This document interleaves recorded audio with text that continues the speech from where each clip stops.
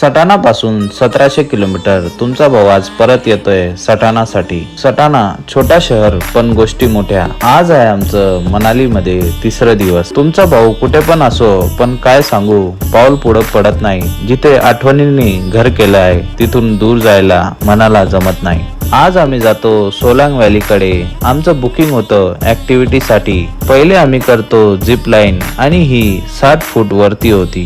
Zip line केली आम्ही Solang valley मध्ये, पण जीव गेला सटाणाला फोन करायला. मे मध्ये तुम्हाला बर्फ कमी भेटेल पण भेटेल नक्की. नाक लाल झाली होती पण हट्ट केला स्नोमॅन बनवूया. हा स्नोमॅन पाहून बर्फ पण पिघळून गेला होता. काही असो पण मॅगी तर प्रेम आहे. मग आम्ही करतो थोडं बर्फावरचे खेळ जसं आईस स्केटिंग.